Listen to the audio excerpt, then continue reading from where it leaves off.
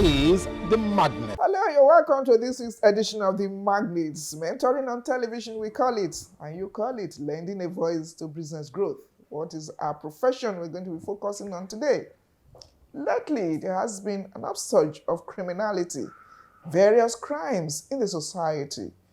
Today, we are going to be talking law, criminal law that is, and we have somebody who has served in this profession for decades. And join me as we welcome, we're actually in his chamber, Mr. Lateef Olaseinde Karim, the principal partner of Olaseinde Karim & Co. You're welcome to the Magnate, sir. Thank you. You heard the intro, sir. Do you agree with me there's an upsurge of criminality and various crimes in the society? From what we all can perceive and observe in the society generally, from the north of Nigeria to the south, from the west to the east, there is ESN, there is Boko Haram, there are terrorists, there are kidnappers, armed robbery, arson, everything. Is not being this bad. Okay. So there is a serious upsurge. Okay. And the security architecture obviously has not been able to cope. It's overwhelmed. Completely overwhelmed. All The right. government, in my own opinion, is done a lot, is doing a lot, but we are not there yet. We are Okay. far, far from being there. Okay, as a lawyer who probably has also carved a niche for this type of law practice, you want to tell us what exactly is criminal law? Because I can see that from your overview, you seem overwhelmed, or your visit to the courts is more, frequent now regarding this. Yes, I would not say I have a niche for criminal law. If anything at all, my broader interests are in other areas of the law. But in the last 5 years or so, or more, in the last 7 years or so, I have been involved, albeit reluctantly. I've been dragged into this aspect of the law by my brother and friend, Mr. Adiniji Kazim, when he was the Attorney General for Lagos State. Okay. And the state at that point in time was overwhelmed by the criminality of defiling young girls. There were several cases of defilement, and the ministry itself was overwhelmed. So he asked if I could help. It was pro bono, did not attract a dime. And that's how I got into it. And I'd loved every minute of it, because I hated and I hate the idea of girls of 3, 4, 5, 7, 10, 14 being defiled by older men. So, you get so worried that young girls who should be looking to a brighter future are seriously emotionally Abuse. emotionally damaged for life by this kind of interference in their lives. Okay, let's look at it generally now. Yes, Criminality. yes. Can you capture what criminal law is for the purpose of the ordinary Nigerian to Well, understand? My own understanding is that criminal law is a set of rules, codified rules, governed by the state, for the punishment of offenders. For the punishment of offenders. So that, for me, kind of captures what criminal law is all about. Okay.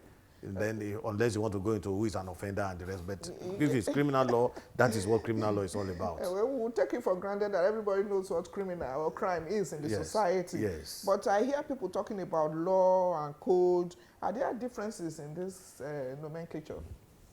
Yes. We were taught in the law school many years back that there's a criminal code in the north and there's criminal law in the south, kind of thing. That I want to believe what was responsible for that was because the north was largely north, Sharia compliant, which does not apply south. in the south. So outside of that, I could not see any serious difference because crime is crime anyway. Okay, does it mean that there are this code and law, there are different applications? Yes, in the areas that they apply, there are different applications. Not just in nomenclature, because like I said, it's a question of the laws, the punishment, right, and the application. Okay. Why I'm asking that is one more severe than the other. For instance, is the law more severe than the code that is for the north? From your own practice? It depends, not from my practice, from the little knowledge that I have. Yes, I would want to believe that it depends on the crime. Okay. There are crimes in the north that are capital that you may not find such punishment for in the south. I want to believe so. Okay. But if you are talking about armed robbery, but like I said, now most of these things are kind of have kind of merged under the Criminal Administration Justice Act, which each state had now adopted into a criminal administration law of each state, and they are like uniform across board. Across board. Okay.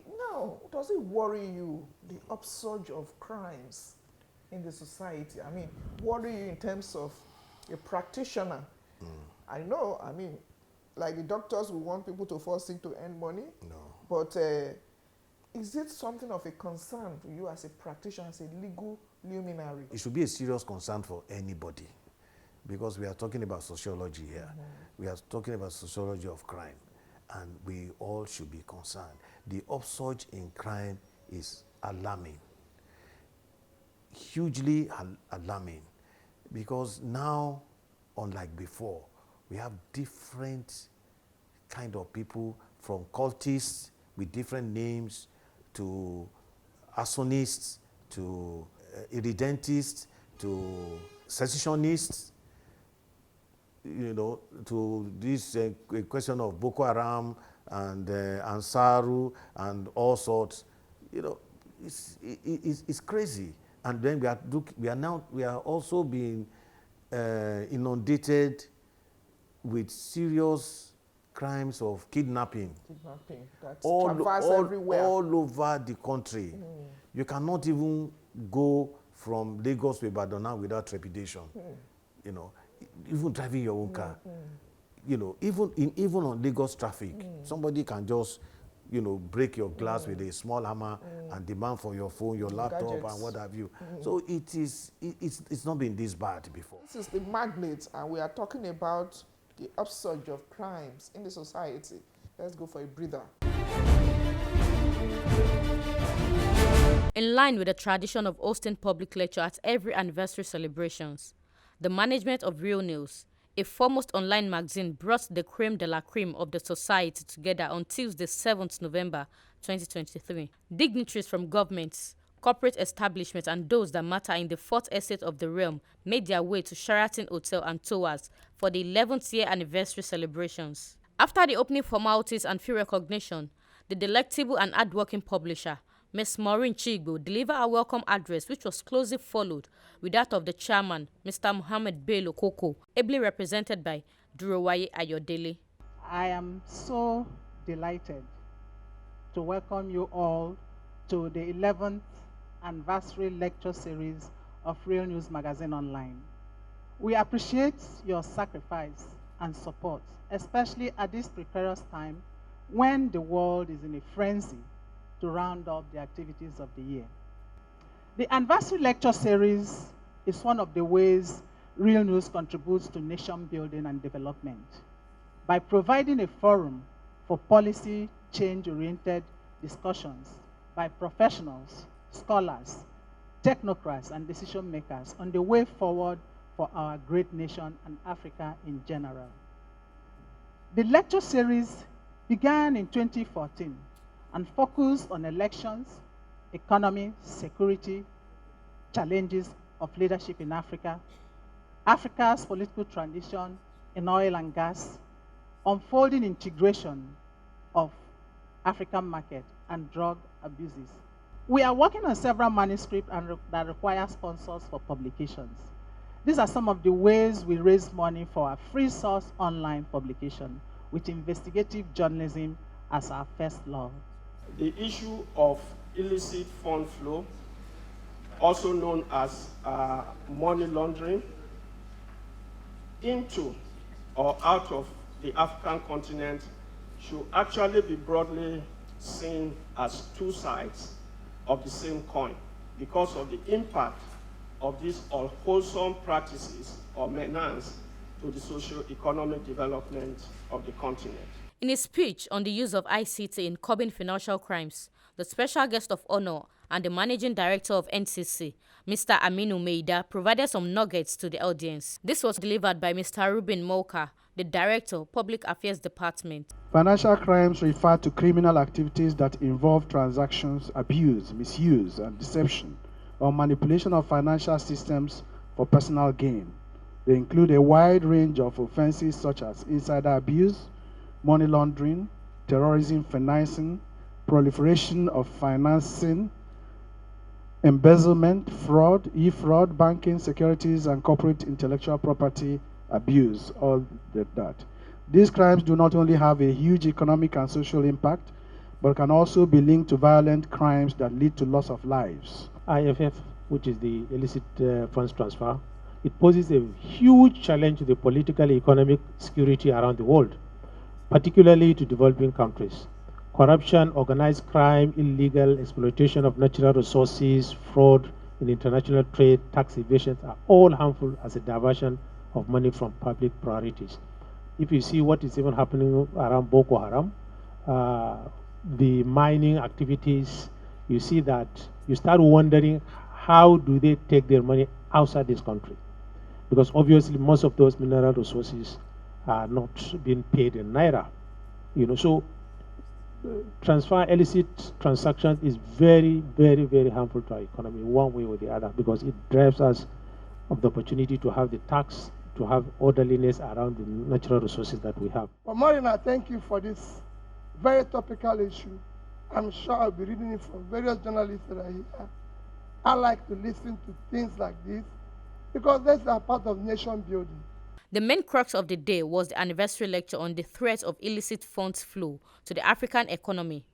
In his delivery, Mr. Edwin Harris Jr., Director General, ECOWAS Intergovernmental Action Group Against Money Laundering in West Africa, Djiaba, Senegal.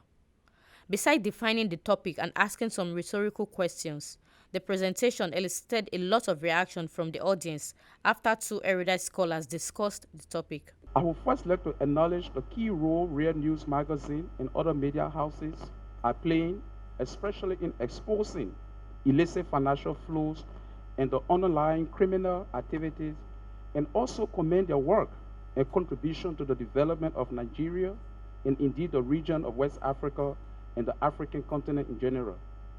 Distinguished ladies and gentlemen, illicit financial flows are global phenomena. They do not respect borders. They undermine global social, political, economic security, and have become a serious threat to the attainment of development agenda, particularly in Africa.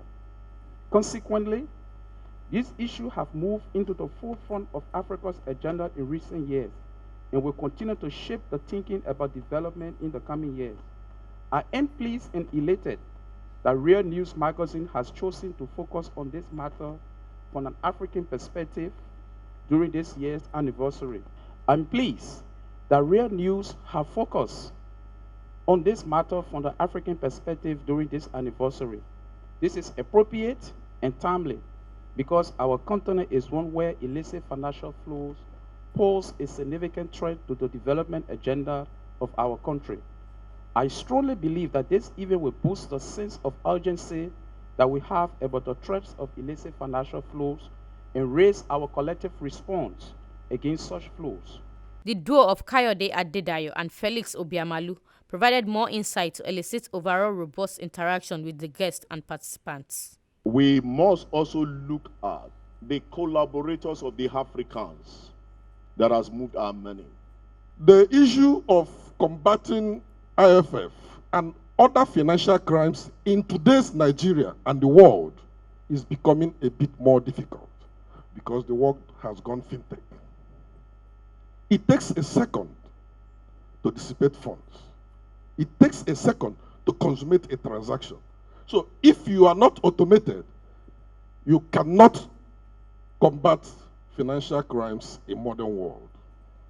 When General Sani Abacha was ruling Nigeria, we remember that he blocked the borders against the West. You know, one of his first addresses was that it is our local problem, we'll deal with it ourselves. When you find out these ones, why do you not name them and shame them? Why are you pampering these crooks and thieves? How do we debunk the myth that gives us the opinion, the impression that it's only the poor, the downtrodden, that are mostly punished?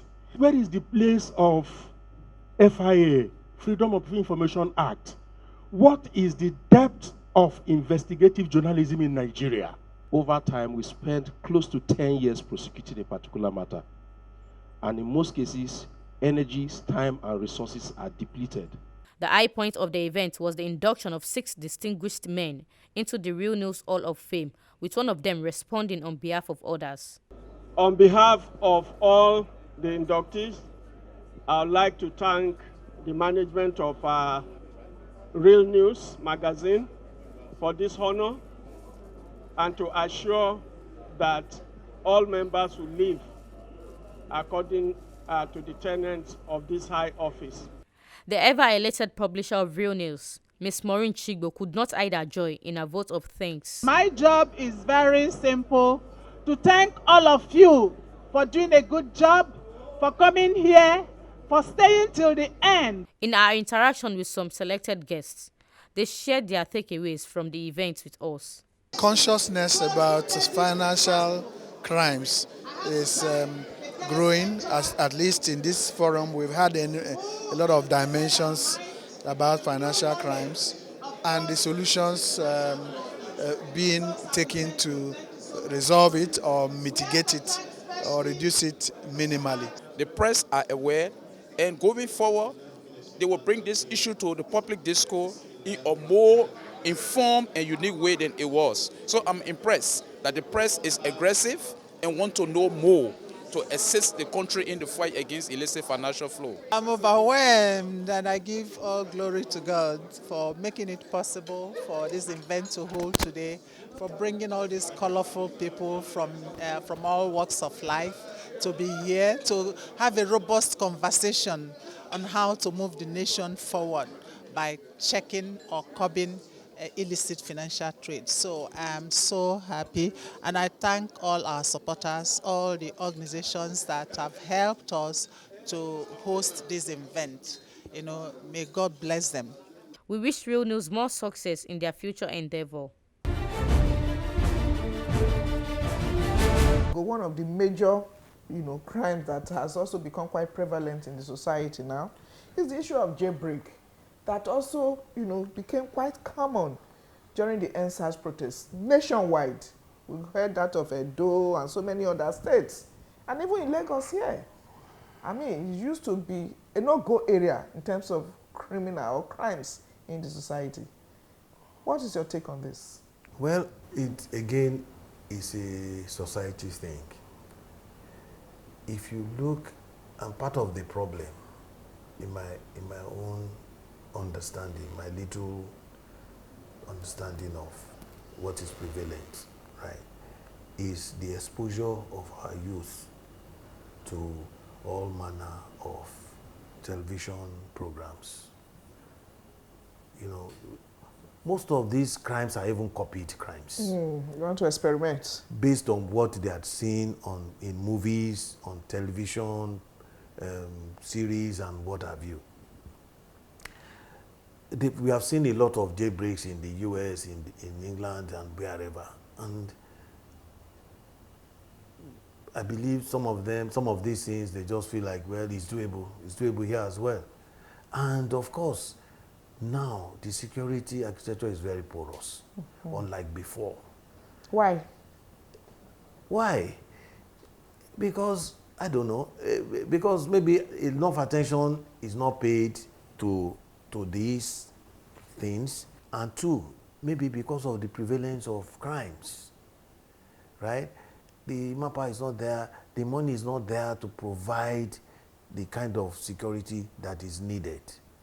And where they are even provided, they are corrupted. If you take that issue of Kuje prison jailbreak, there was a battalion, I think a captain and 12 soldiers or whatever, you know, specifically tasked with providing security for that place.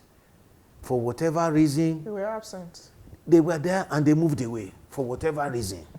So this is the kind of thing. Compromise? Compromised, of course. Wow. I suppose the military says they are still investigating it, but they had come up with a damning statement that they had no business not being there in the first place, and if they were there, they had no business not intervening or not attacking or preventing these guys from entering the place. If there are soldiers there with arms and ammunition, and these guys are ragtag with motorbikes and what, you are a trained outfit, trained soldiers, yet you disappeared without a fight.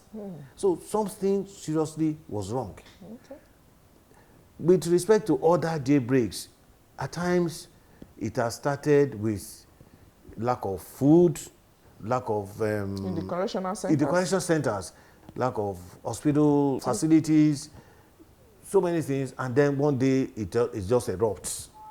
There also, it is corruption on the part of the people charged with taking care of this facility and the inmates. Okay, sir, what is the effect of such jailbreak? Because when you see or you now witness criminals that are meant to be in the correctional center, so to say, are now wandering about in the streets, what safety does that pose? Well, give to in the first place, the question that I would want to pose is, in what condition are these facilities in the first place? They are worse than hurts. I don't know if you've seen any of them before. You know, they are not places want to keep human beings. Not even animals. They are not places where you keep, regardless of the crime. When you say you sentence somebody, is for reformation. The punishment there is when they get there, they do minor, menial jobs and what have you, just so that they know that they are not part of society. There are some things that they cannot do. They cannot vote. They cannot go to school, although they have some training inside. But they are supposed to live like human beings. You know, the toilet facilities nil. Zero. You put 10, 15 people in a room that is meant for 2 people. No mattresses, and then there is hierarchy. Even in prison, within the inmates, there is the boss that then it goes down the line like that. It's not done. That's a conspiracy theory that people like you will have to unravel for us to know the exact position of everything. Okay, we're gradually coming to an end of the program now. But you see, I want to ask this.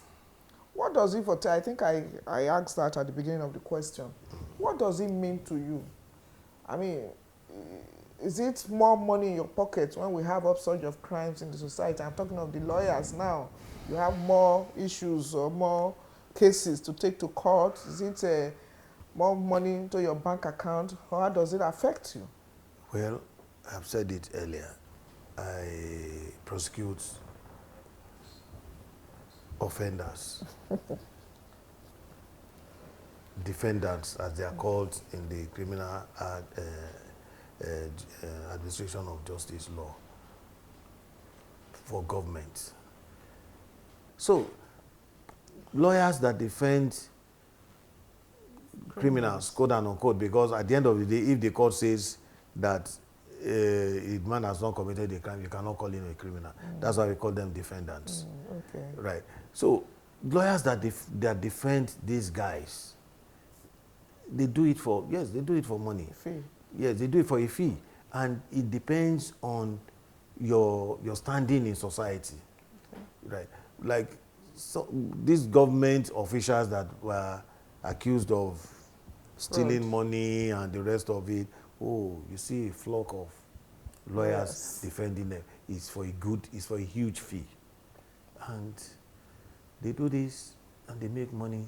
Whether it conforms with their conscience or not, that's another story. But then, of course, everybody has to look at the cost of doing business. You have to pay rent. If you have to pay rent, you pay your juniors, you pay your staff.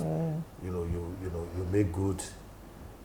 So it's I have no issues with that. Okay. As long as they do it with the fear of God and with the integrity, right, of the profession intact, because even I, as a prosecutor, I do not go out of my way to ensure a conviction. That is not the essence of the practice. The essence of it is to present the evidence as you have it and let the judge decide. Thank you so much. We've been chatting with Mr. Lateef Olaseinde Karim, the principal partner of Olaseinde Karim & Co. Thank you very much for coming on the program. Thank you, madam. That has been the program today, the Magnates, lending a voice to business growth and mentoring on television. I hope our guest has been able to mentor, I don't want to say baby lawyers, his junior, he called them, particularly those who wish to focus on criminal law. Been able to at least take a cursory look of all the criminals or crimes in the society. Remember to follow us on our social media handles, and then, of course, you will be watching a later version of this program on our YouTube channel. Do make it a date with us same time next week.